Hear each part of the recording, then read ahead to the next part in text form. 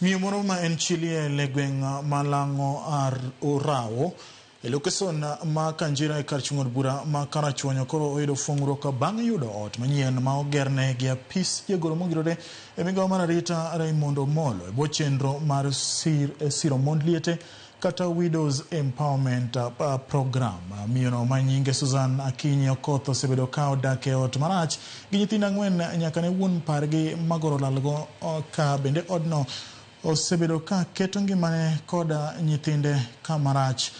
Susan ma en jakanyo mar Kowino Widows koro oyudo resruok bang' kane ne ochiwne ayanga ot manyien gi jogo ma osebedo ka tayo chenro mar Widows Empowerment. Ne wachopo kaendi mar chiwo ot ma PS Raymond Omollo nogero ne Mama Susan. Mama Susan osebedo ka onge ot, osebedo ka en gi ot marach ma ne ok owinjore ng'ato bede iye. To kane wachni ochopo to ne watudore gi grup manowuoke mar mond liete miluongo ni Kowino Widows. Kowino Widows be ne omiyowa yot kabisa mokonyowa e timruok nade, okonyowa e chenro manyicha timre kani. Mond liete sani nigi grube mang'eny.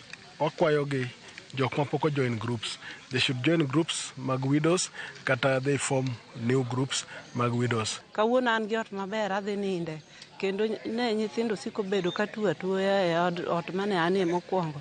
Ang'e ni malaria mane chando nyithindo noserumo. Mond liete kale matek kata ohala kata e puonjo nyithindo kata e udi. Onge ber ma chi liel neno. To waduoko erokamano omed chung' kodwa.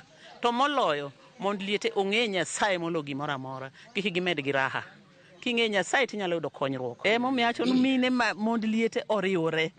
Mapok oloso groups olos groups mondo gi register gi bet certificate. Yot mondo idong' office kintie widows kantie certificate.